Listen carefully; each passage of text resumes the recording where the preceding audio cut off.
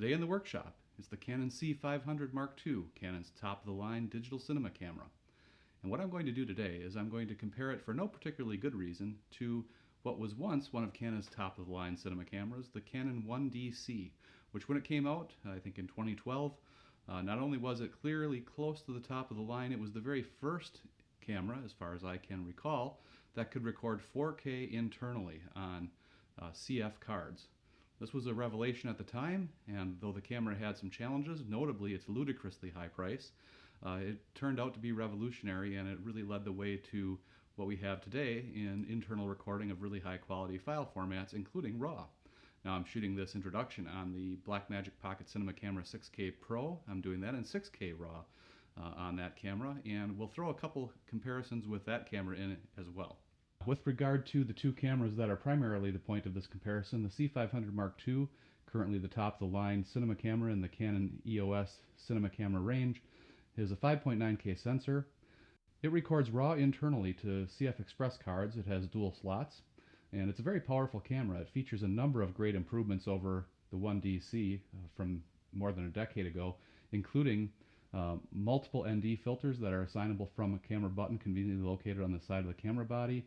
It has EF lens compatibility, which I'm currently utilizing. It also can be, I believe the user can switch the mounts to PL, so if you have PL lenses. It provides phantom power to a mic, such as the NTG3 from Rode that's mounted on the camera right now, and just as really ergonomically a proper cinema camera experience. So the downfall of the Canon 1DC is it was based on the 1DX spec at the time, the 1DX being Canon's top-of-the-line pro photographic model for sports and journalism shooters. Really a fantastic camera, but it has none of the cinema camera features, so ergonomically it's really difficult to use, whereas the C500 has a pretty decent touchscreen monitor that it comes with. The back of the 1DC has no flip-out monitor. It's not touchscreen. It's a little hard to use for focus. So almost everyone who ever used that camera wired up an external monitor to it. In this case, I have a 7-inch monitor via HDMI wired up to that camera. What we're going to do is just do a comparison in a worst-case shooting situation. You will likely, hopefully, not find yourself in this situation during a project. What the situation is: late morning sunlight, very harsh, clear blue sky, very hard light, very contrasty light, very deep colors. It's summertime, so we're going to be shooting in a forest near a river. Lots of reflections, lots of harsh light. This is going to be a real torture test for our comparison. I'm going to be shooting in XF AVC on the C500 Mark II, and the only thing that 4K is recorded in on the 1DC is motion JPEG, which was another source of frustration for people when that camera came out, because it records in a really high bit rate and makes very large file sizes. C-Log 2 is what I've got set up for the C500 Mark II. Both are going to be shooting through Sigma 50mm f1.4 art lenses for an exact match. They both feature full-frame sensors. So this should be an interesting comparison, only because we have what once was clearly close to the top of the line with the 1DC and what is now the top of the line in the C500. And for fun, I'm going to throw in the Blackmagic Pocket Cinema Camera 6K Pro, the BMPCC Pro, and that has a 6K RAW sensor as well, very similar in that respect to the C500 with its 5.9K sensor. So without further delay, let's take a look and see what these cameras can produce.